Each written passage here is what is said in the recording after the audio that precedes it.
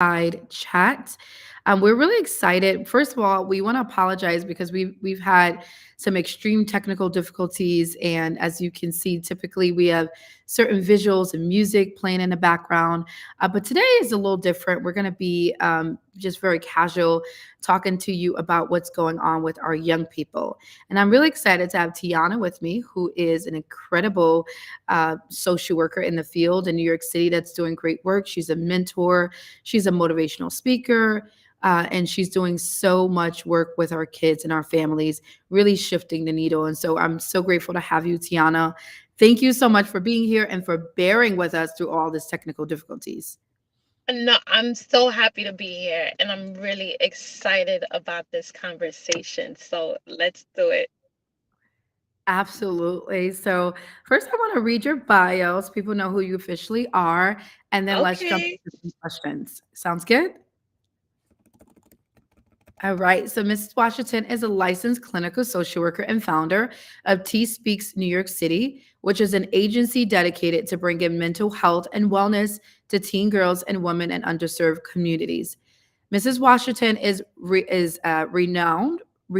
Excuse me, I'm looking, but my eyes are like squinting for organizing and facilitating empowerment mental health workshops designed to educate, uplift, and empower young women. She creates safe and inclusive spaces where teen girls can address their emotional well-being, develop coping mechanisms, and cultivate resilience. Ms. Washington is also a highly sought after public speaker, reaching out to audiences with any profound insights and transformative messages. And she was featured in Essence Magazine, Voyage, LA Magazine, and Thank God It's Natural. She's also a leading voice for mental health of teen girls and has received widespread acclaim. So I didn't know all that about you, Tiana. So I'm like just finding it out, but I am grateful again for you being here. So I kind of want to start off by talking about, I know our first question is around stigma, but if you don't mind telling me what it was like for you sort of growing up as a young Black girl yourself, and what are some of the stigmas that you faced throughout your life? So growing up for me, it's funny. In my household, both of my parents were very intentional about the conversations around mental health. I think because my mom is a social worker, it was second nature to her, right? That didn't necessarily exist for other family members. And there was this idea that if you're going through something, you go through it privately or you deal with it in church. Children are meant to be seen and not heard. And I grew up kind of seeing that throughout my cousin's lineage and my grandparents as well. And you start to kind of internalize that that is just the way to do things in regards to mental health. Be seen and not heard, you deal with problems on your own, or you go to church and you pray about it. But as I became older, I recognized that that wasn't the way to navigate one's mental health journey. For some, going to church is the answer for them, and that's okay. But there are other individuals that might need extra support in that area, and having someone else to lean on and having a professional who can speak the language of mental health to help guide them throughout that. And I wanted to create those spaces for young women to let them know that no, it is okay to speak about what it is that you're going through, because that's how we normalize and validate mental health in itself. And that's how we really start to bridge that gap of the lack of information and lack of resources with the mental health crisis that we're seeing today.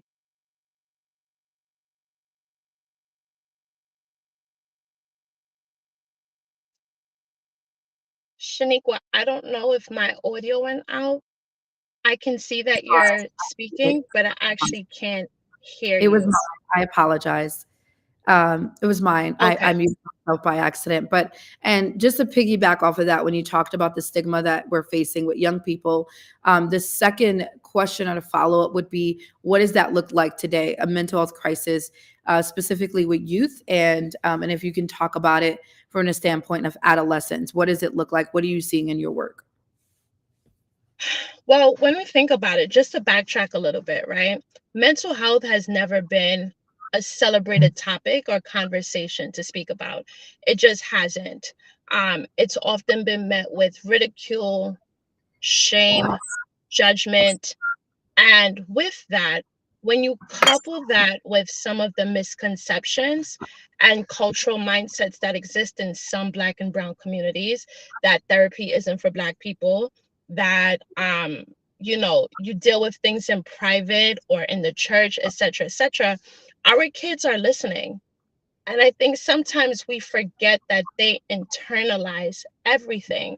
So if the messaging that I'm receiving is that, mental health means that I'm crazy or that I should know how to deal with it on my own, when they are experiencing a mental health crisis or mental health challenge, it informs why they're not speaking up about what they are going through, why they're only talking to their friends. The stats tell us that Black youth are 2 times as likely to die from suicide as compared to their white counterparts. The CDC just released a report that shed light on 42% of high schoolers are reporting persistent feelings of hopelessness, of sadness, depression, and anxiety. 42%. So when we hear these numbers, we really had to ask ourselves, how did we get here? Right? How is it that Black youth are almost 2 times as likely to die by suicide? That's a staggering number to hear. But Shaniqua, I'll say this. Unfortunately, for our Black youth, if they are experiencing a mental health crisis or mental health challenge, they are misdiagnosed or their symptoms are characterized as being behavioral, right? I see it all the time in schools where a Black teen might be suspended or expelled or put in detention. And when I'm having private one on one conversations with them, they're actually dealing with a traumatic situation in their home or in their community that never went addressed. So, as educators, if I'm approaching you from a standpoint of behavioral and not one of therapeutic support, it might inform why Black youth don't feel as supported in their schools and in their communities because the issues that they're going through are not really being addressed. It's almost like putting a band-aid on a raging waterfall, right? So when folks said, how did we get here? I say to them, look at what's happening in our schools and in our communities, the policing of Black teens. And when we think about the psyche that goes into that as a young person, it informs why we are where we are today.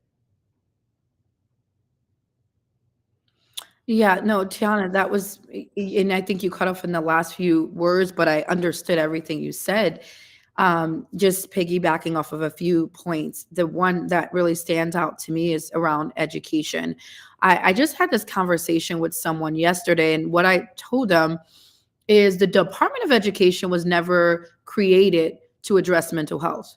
So when we're looking at things like individualized education plans, which is under 504, the law, which talks about making accommodations for kids that may have delays. That law doesn't address kids with psychological issues. It does not. And so what we have is a system that is not designed to support kids' mental health. So and overtly, what we're seeing is a lot of harsh punishment, sort of similar to that of prison, suspending kids, detention, out of school suspension, as opposed to dealing with the real issues that are going on with that child that's leading to what we call as acting out, right? Typically, a behavior, a child is not necessarily bad. Behaviors are speaking and they're acting out. And so it's up to us to be able to understand, interpret that, and put the right measures in place, which is, I think, what you were talking about. And I think in the larger context, when you're speaking about the systemic racism that Black kids are dealing with, another report CDC had released was that racism is the leading cause of mental health in Black kids. So they're actually dealing with high levels of mental health disorders due to racism, systemic racism, microaggressions, micro assaults, which are happening on a day to day. This is their life they were born into. They didn't ask to be born into a world that was racist, that was going to judge them because of the color of their skin. And so, when you're speaking about police brutality and all these other social factors, this is all surrounded around systemic racism. But I'm going to digress and let you comment on that. No, you said it so perfectly, Shaniqua. The policing and the bias that exists within our educational system. Remember, our teens spend about 70-80% of their day in school, right? So if they are in these systems that are not set up from a mental health standpoint to support the psychological trauma, the emotional trauma and pain that our students are experiencing, and you couple that with bias, whether it's implicit or explicit, all of that informs why a lot of our Black youth don't feel supported. Right? If I receive constant messaging around the color of my skin being inferior or less than or bad, right? If I constantly receive those messages throughout my day, Mhm. how do you think that makes our teens feel?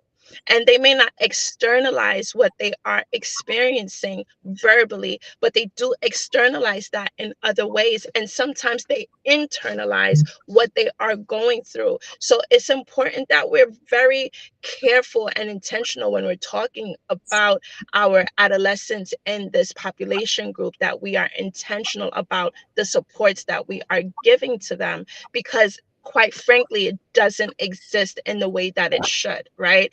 I've been seeing an overwhelming number of anxiety based symptoms post pandemic that I've never seen before Yeah. with the teens that I service. And in private practice, I see primarily adolescent and pre adolescent, I'd say between the ages of 11 to 16.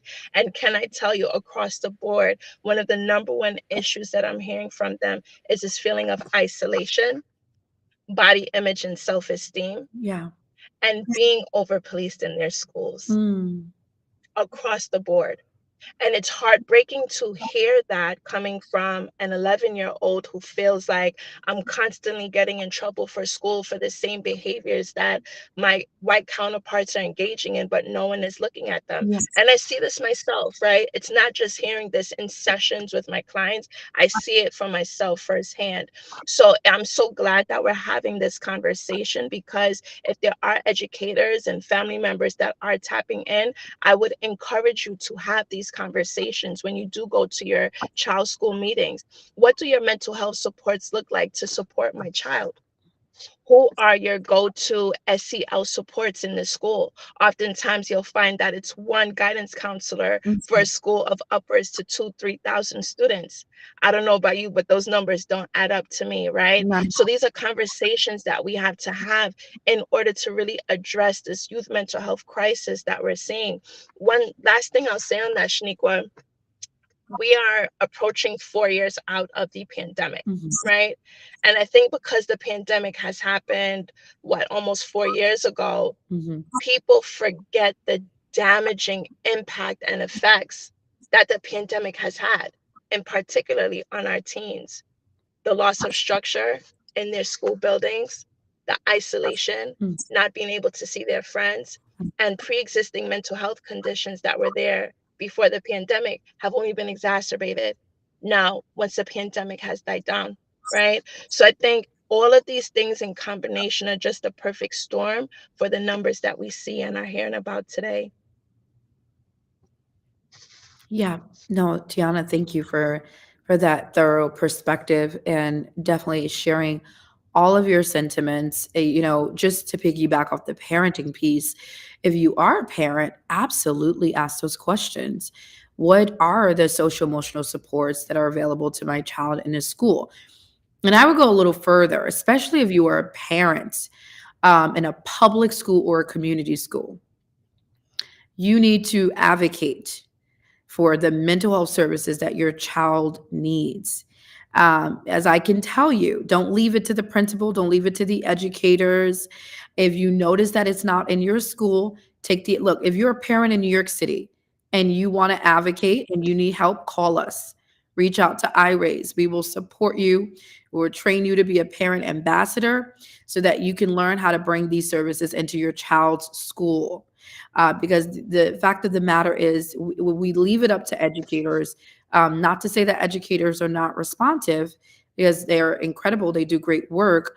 but that's not their expertise, right? So we have to be able to be proactive, especially as parents, to make sure our kids are getting the supports they need. And if your child, if you suspect that your child may have been misdiagnosed, or you suspect you need more advocacy, I would encourage you again, reach out to someone from your child's school that might be a psychologist, take it up higher, take it up to higher levels. Again, if you need additional advocacy, please reach out to iRaise so we could try to support you around that. Now, I want to talk a little bit, Tiana, about coping. We talked a lot about the anxiety and what's going on with our kids post pandemic. And I'm always like, is it post pandemic? I struggle with that because my timeline now, Tiana, is before COVID and after COVID. I have no other context of time outside of that. So, like, I guess it's post pandemic. But absolutely, our kids' anxiety levels have risen. It's been at an all time high. We're seeing it. And what's interesting is, I'll just say this and then I'll ask the question. I was in a meeting last night, a board meeting, and we were having a conversation about a specific legislation that's going to be passed in New York City that some people are and not are some people are in favor, not in favor. Tiana, it does affect our profession. I don't know if you know about it, and so I was listening to some of the college students that are bachelor level who were actually teenagers during a pandemic, and they were talking Mm, about this fear and this anxiety around something that's so I would consider in my generation normal or normalized. But for them, there was this extreme anxiety, this extreme fear that almost prevented them from taking the next step in their career in their adulthood. Again, these are Gen Z kids that were Gen Z college students that were teenagers yeah. 4 years ago. So that same sense of anxiety, okay, they were teenagers 4 years ago. Where are they now? They're in college or they're in the workforce. And they're still bringing these fears and anxiety and other things that they experience from the pandemic to into their current. And so I thought about that, like, wow, these kids were in a pandemic, but they're still facing this as college students. I wonder if you can speak to that. So to that point, why is it that almost 4 years later, we're seeing a lot of these same anxiety filled, fear filled, depression symptoms that we've seen before? They were never given the tools and resources to combat what they experienced during the pandemic. Yeah. It's like we went through this horrendous period of social isolation. We were locked up at home, just left to our own devices, literally and figuratively, right? That's a whole nother conversation on its own, the reliance on social media. Yeah. But we've had these kids that were locked up for so long. A lot of my clients described it as being in jail. Yes. We have to remember a lot of our New York City youth are not in areas or neighborhoods that have a plethora of resources or Yes. access to care, or in home environments that are conducive to being in and day out. Yeah. So now when you think about that, and the pandemic is over, Mhm. and we essentially threw our kids back into school and say, okay, I know you've been locked away for so long, but here we are, everything's back to normal.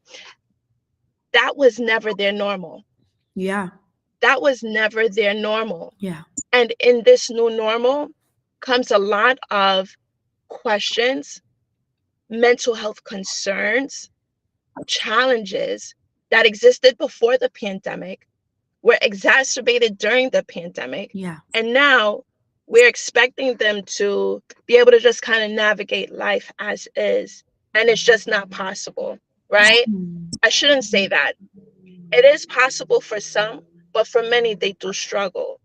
And to that point, the absence of learning about coping skills, how to implement them as a daily routine and not just when you are in crisis, right? Mhm. That's a big piece of the therapy work that I do with my clients.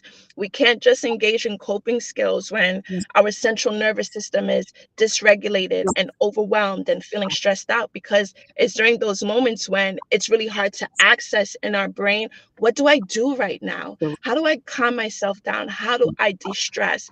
But if we find a way to teach young people how to incorporate coping skills Yes. as a part of their day-to-day routine, where it's something that becomes automatic, almost as automatic as it is for them to scroll on social media and to scroll on TikTok. If we find a way to implement coping skills as a consistent habit, Yeah. it will help to alleviate a lot of the anxiety symptoms, the suicidal ideations, the feelings of loneliness, of hopelessness, depression. It will help to alleviate those symptoms. But it can't just be a blanket statement of, well, what are your coping skills? What I want to know is, how often do you practice your coping skills? Sure. Because, yes, I need you to know what coping skills are, Mm, but I also need to know what your routines look like. sure. What's your morning and your evening routine? Because I understand that during the middle of the day, it's a big chunk of your day, you're in school.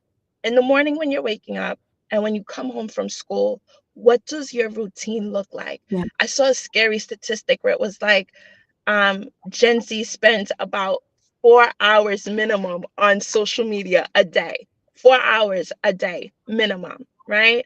You have to think all that time scrolling, that influx of information, that sensory overload that they're receiving. Yeah. How do you break that up? And that's the conversation that I like to have with my families and with my teens as well, right? What do your coping skills look like? But what do your habits around those coping skills look like? That's so good, Tiana. I mean, you gave us some tangible, concrete techniques that we should be thinking about. We got to have a part two on social media, Yes. and how that's impacting our Yes. kids' mental health. We have to, and then we need another one. Hashtag Tiana, left to our own devices. We might call it that. I like that. I like that. I like that. We never part two. I like that. No, in respect of If I time. could, Oh Shanique, yes, go ahead. I apologize. I'm sorry. I was gonna say, if I could, have your habits down packed. Yes. Mhm. If I could share my top three coping skills that I use like in practice with my teens, Mhm. breath work, deep breath work, like belly work, positive self-talk, and journaling. Yes. And I'll speak on those very quickly. The reason why I'm a huge advocate for breath work, sometimes my teens will hear me say breath work time and they're like, oh my goodness. But here's the thing, when your body, when your central nervous system becomes dysregulated and overwhelmed and stressed out, your breathing becomes very shallow, right? Your shoulders become very tense, your jaw becomes very tight, and your breathing starts to increase. It's important during those moments to engage in breath work because it sends a signal to your brain and your body to calm down, right? That I'm okay. So in those moments, I like to engage in breath work with my clients as a practice, as a tool for them to have. And then positive self-talk. Sometimes when we are overwhelmed and stressed, the negative voices in our mind becomes the loudest. And we forget that what we are experiencing in that moment, that emotion, that feeling is temporary. So I guide my clients on how to engage in positive self-talk in the moment, that this is temporary. This feeling is fleeting. It won't be here forever, and I'm okay, right? That positive self talk helps to kind of replace the negative talk that happens in our minds a lot of times. And then journaling. Um, again, I've worked with teens for close to 15 years now, so I hear the same rhetoric over the years. Sometimes they hear journaling and it feels like homework. They're Mhm. like, "Oh my God, Missy, I don't feel like, I don't want to write." But what it is it's intentional thought tracking, right? Sometimes we say to our teens, talk to someone, let someone know how you're feeling, don't keep it inside, and that is very important. But we have to remember, even as adults, when we're upset or overwhelmed or stressed out, we might not have the words to say, we might not know how to communicate, articulate what we're experiencing in that moment. Journaling gives us an alternative to that, right? Journaling gives us an intentional way to just kind of pour out what we're experiencing in the moment. What I've found is that when my teens journal consistently, they find patterns with their emotions and time of day, or even friendship groups that they're spending time with. But journaling is an alternative to speaking sometimes when you're not able to find the words to say. So I think those would be my top three, that I would recommend for teens and families that are watching.